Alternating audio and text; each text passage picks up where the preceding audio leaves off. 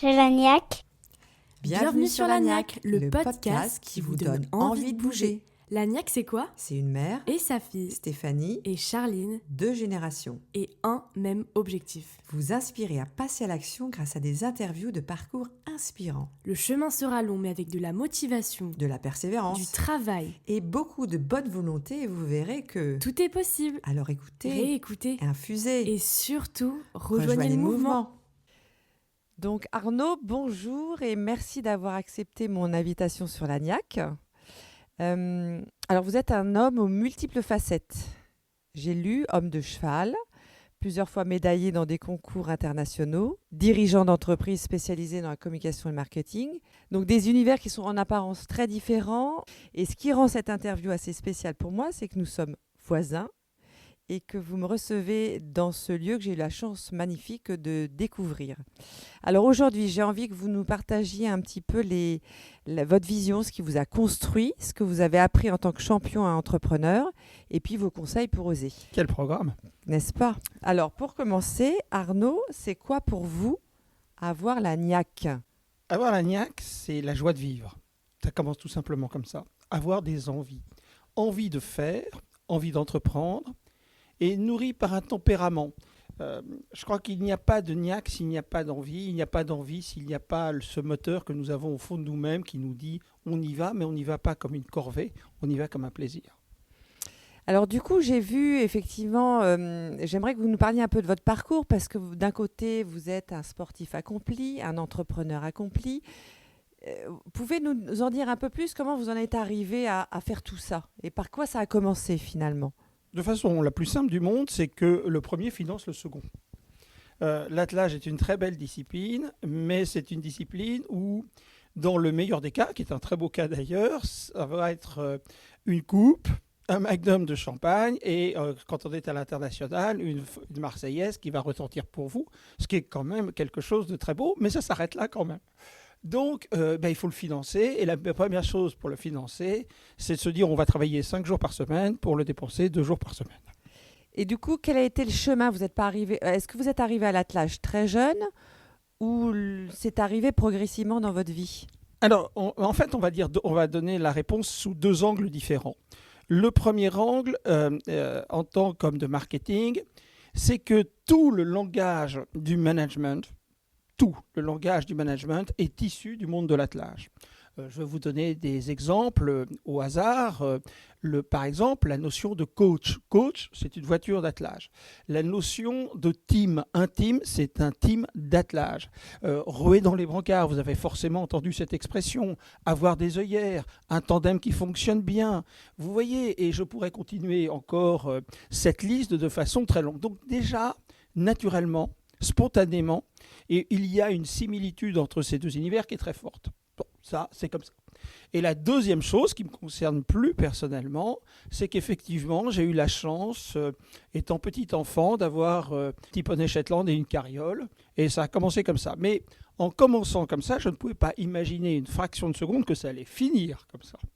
Et entre les deux, donc vous êtes parti dans quelle carrière? Il y a eu pas mal de... Si on devait résumer une vie professionnelle, quelle qu'elle soit d'ailleurs au demeurant, je crois avant tout, et j'en suis mais intimement convaincu, que c'est la bonne idée au bon moment qui fait une carrière. Et ben moi j'ai profité, alors là vraiment avec infiniment de chance. Le bon timing, ça a été quoi? Ça a été l'arrivée des télécommerciales françaises. Il ne faut pas oublier que les années 85, alors c'est très vieux pour une partie de nos auditeurs, mais ce n'est pas forcément pour tout le monde, eh bien, il y avait 3 chaînes de télévision en France et les programmes se finissaient à 22h30. Donc c'est une révolution. Mon premier job, c'est le premier jour de la première image de la 5. Et puis ça fonctionne plutôt assez bien. Et du coup, je vais avoir cette chance extraordinaire aussi de monter le marketing de la radio énergie, et ce pendant 12 ans. Avec le succès je crois qu'on connaît. Voilà. Et puis ma deuxième ou ma troisième grande chance, c'est plus effectivement quand les chances sont aussi nombreuses, ça a été l'arrivée d'Internet. On oublie complètement aujourd'hui qu'Internet arrivant, tous ces grands médias, qu'allait-il en faire? Et là où j'ai une chance d'avoir un tout petit métro ou une toute petite longueur d'avance, alors, c'est qu'arrivant d'énergie, j'avais découvert un petit peu avant les autres la transversalité. Donc tous ces grands groupes de médias qui ne font que de la télé, qui ne font que de la presse, qui font que de l'affichage, vont être obligés à travers Internet de découvrir que la transversalité de leur activité va prendre une place considérable. Aujourd'hui, c'est une évidence, elle n'était absolument pas à l'époque.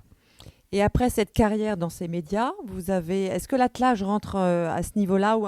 L'attelage va arriver, en fait, où j'avais déjà plusieurs années que je faisais pas mal de compétitions à 4 chevaux.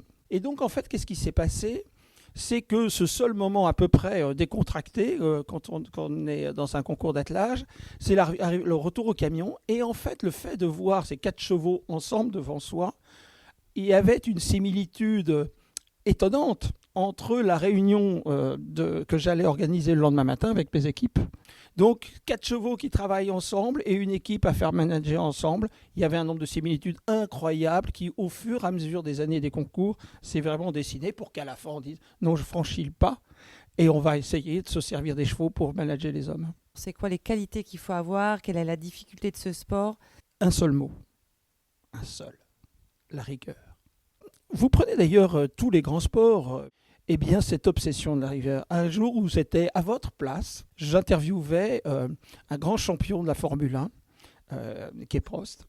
Il y avait cette même obsession de la rigueur. C'est la rigueur, le détail est tout aussi important que les éléments phares d'une épreuve. Et du coup, je reviens sur ma question du concours d'attelage. C'est quoi exactement qu'on comprenne ? La compétition d'attelage, alors pour ceux qui connaissent un peu les chevaux, je vais le faire en 2 temps, ceux qui connaissent un peu, ceux qui ne connaissent pas du tout.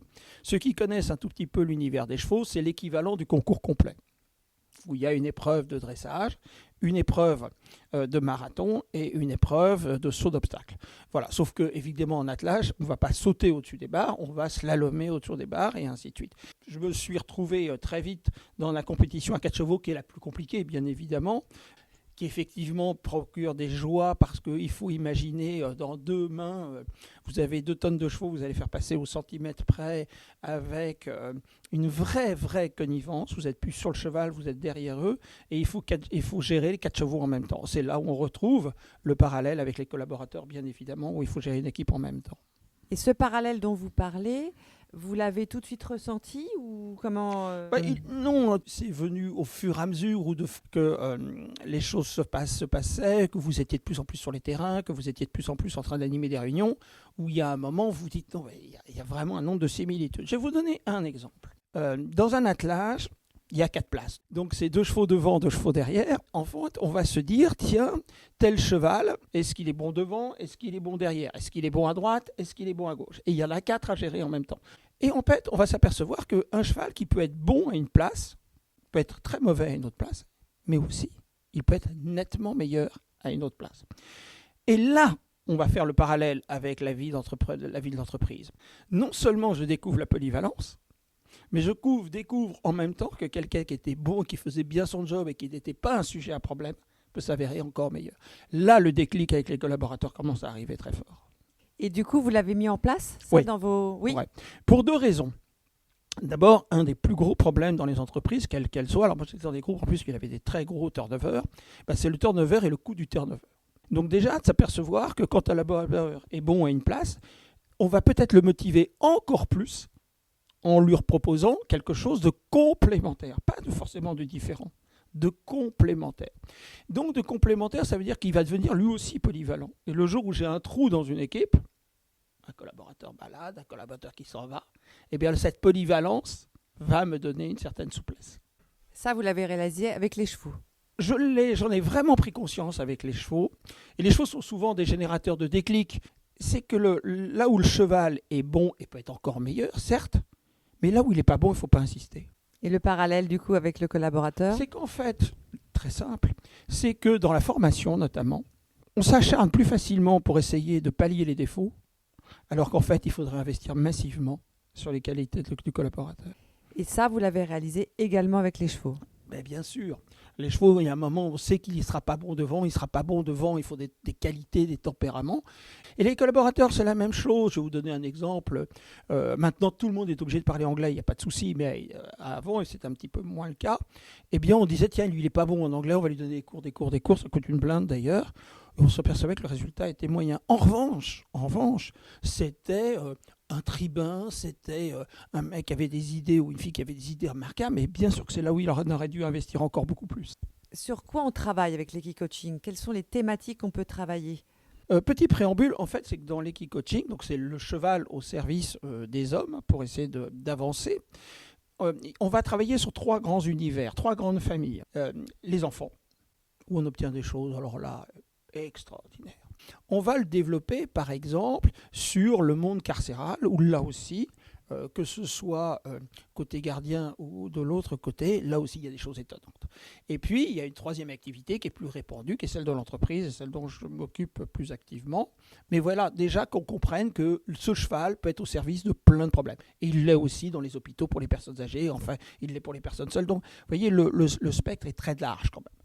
Après, maintenant, si on se concentre à la vie de l'entreprise, on va essayer d'aborder les sujets les plus récurrents ou les sujets sur lesquels nous allons vraiment pouvoir apporter une solution tangible, intéressante, participative. Elles sont en fait de 3 ordres. La première, c'est la confiance en moi. Je suis bien avec moi-même, je serai bien avec les autres. Donc déjà, apprenons à nous aimer. Donc déjà, on va se servir du cheval pour vous apprendre à avoir confiance. Je vais vous mettre toute seule dans un paddock avec un cheval. Vous n'avez pas le droit de toucher. Vous n'avez pas le droit. Vous avez le droit de lui parler. Vous avez le droit de vous manifester, mais vous n'avez pas le droit de le toucher. Et vous allez simplement essayer de le déplacer. Oula. Au pas, au trop galop. Et là, il va falloir que une énergie sorte de vous pour dire, comment je vais le faire bouger. De la même façon, le travail en équipe. Mon fameux team à 4 chevaux, c'est une équipe, c'est un team. On parle de team d'attelage, on parle de team sur un bateau, on va parler de team dans une équipe. Alors, comment on travaille le team en équicoaching avec le cheval? Alors, vous savez, il y a une fameuse phrase, alors je vais employer un autre mot parce que je suis avec un micro à côté de moi, c'est un vrai imbécile parce qu'il ne m'a pas compris. D'accord? Très bien. Et qui échappe à cette règle? Personne. Donc, on va faire une chose très simple. On va installer les personnes les unes après les autres, séparément, derrière un cheval avec des longues graines. Alors, donc, c'est qu'il va le guider, pas étant dessus, mais derrière. Et on va faire passer à ce cheval un petit parcours de plots. D'accord? Le cheval s'est parfaitement passé entre les plots. Ça, il n'y a pas de souci. D'ailleurs, je donne l'exemple à chaque fois moi-même, le premier. Et puis après, on va demander à chacun d'intervenir. Et chacun va essayer de passer. Et lui, au fond, individu, va être persuadé que l'instruction qu'il a donnée au cheval, l'information qu'il a divulguée au cheval, elle est la bonne. Sauf que une fois, le cheval va bien passer, puis une autre fois, le cheval va passer à gauche ou à droite de la porte. C'est bien, contrairement à ce qu'il croyait, c'est bien l'homme qui a donné une mauvaise indication. Et puis maintenant, on fait exactement le même exercice, mais je vous amène un deuxième cheval.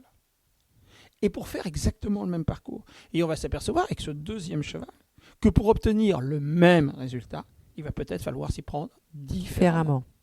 Et si vous amenez un troisième cheval, même chose. Et tout ça pour dire quoi?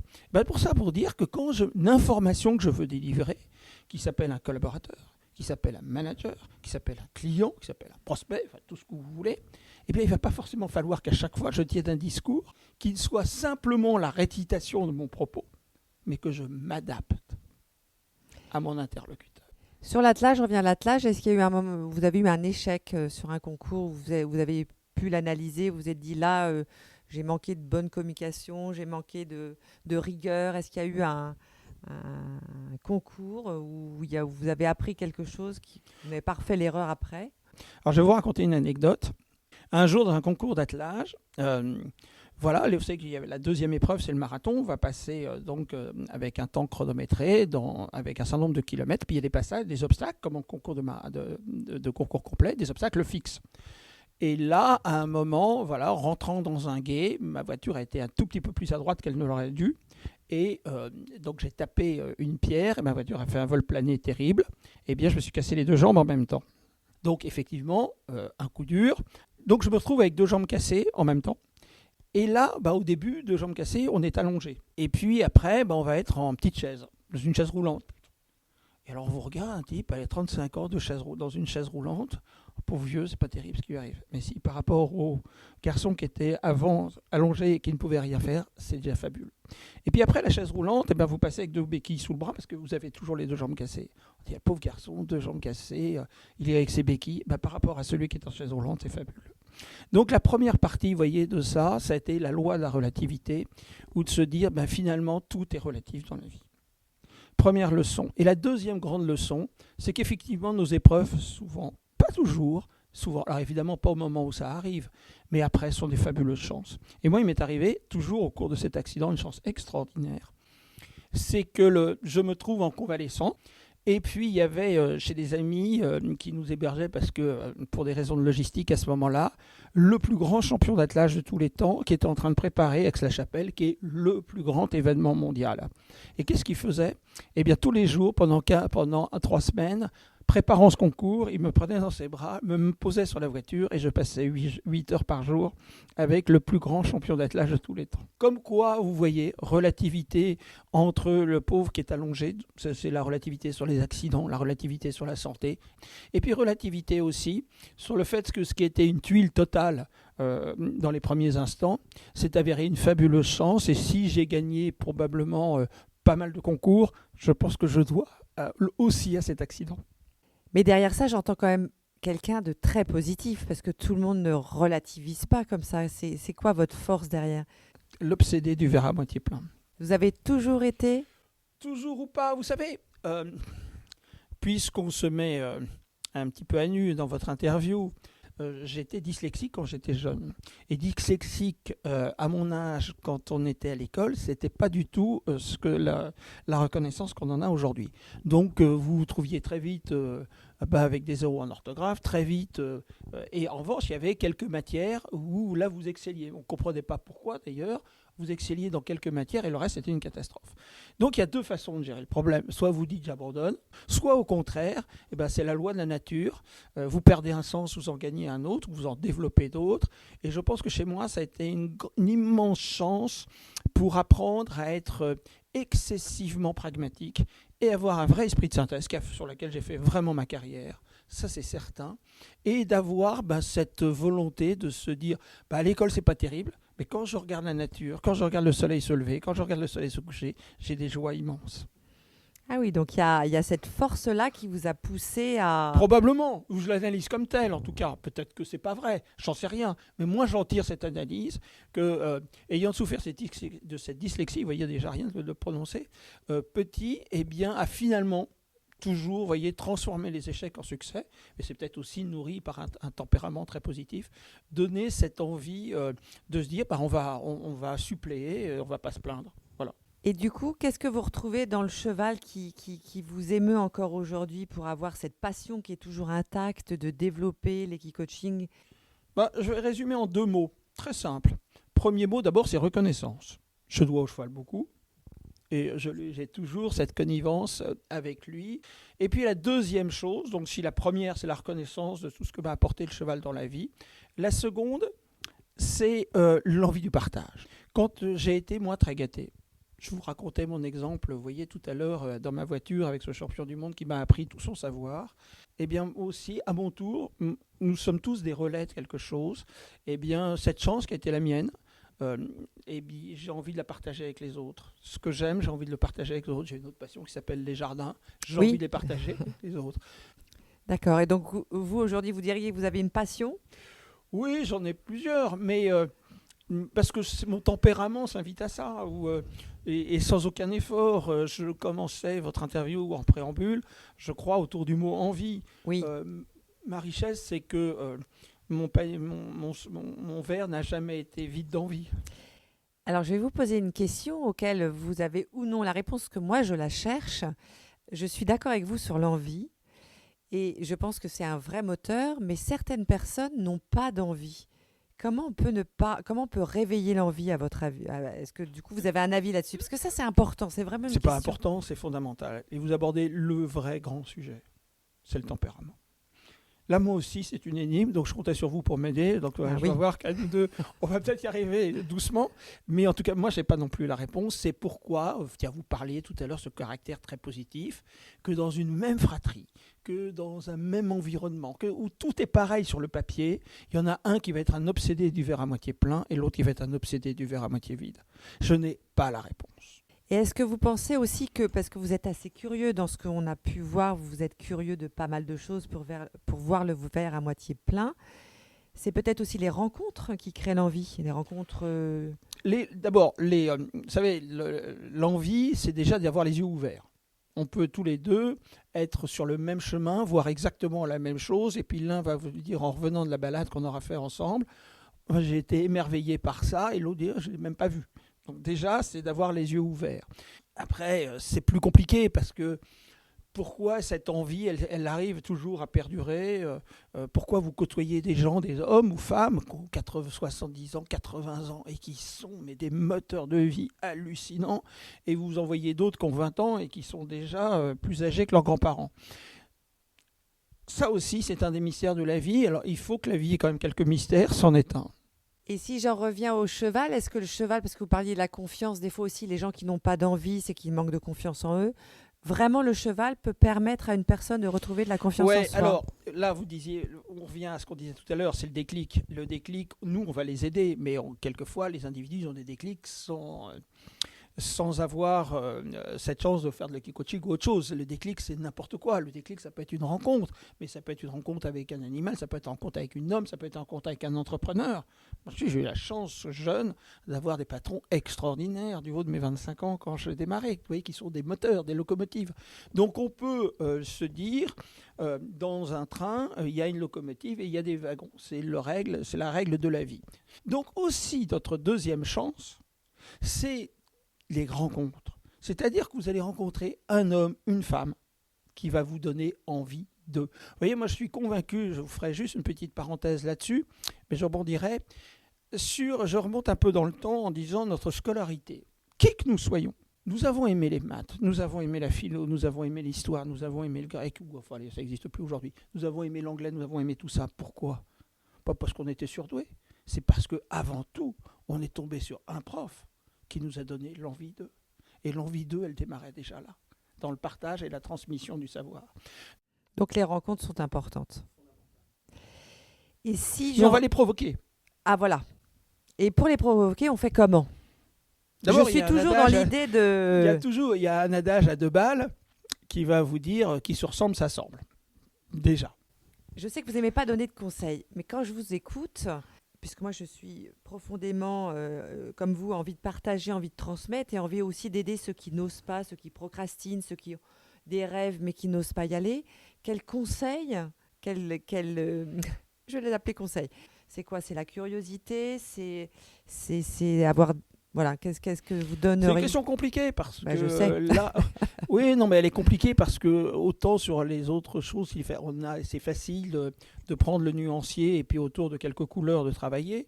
Autant là, la palette est beaucoup plus large. D'abord, je pense que ça va être des notions de tranche d'âge. Donc d'abord, c'est avoir l'œil ouvert.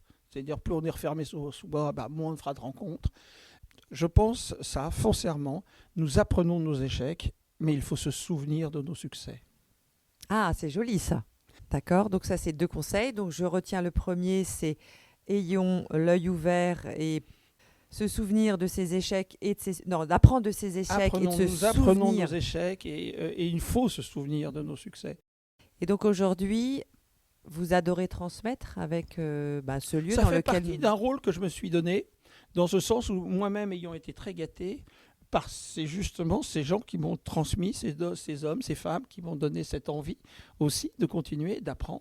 Eh bien, je me dis à moi de faire mon job et de faire peut-être aussi le passeur. Qu'est-ce qu'on peut vous souhaiter pour... On va arriver à la fin de cette interview. Qu'est-ce qu'on peut vous souhaiter pour l'avenir, Arnaud ? Non, ce que j'avais envie de dire, et le dernier message que j'aurais peut-être envie de dire, oui. C'est apprécier la vie au jour présent.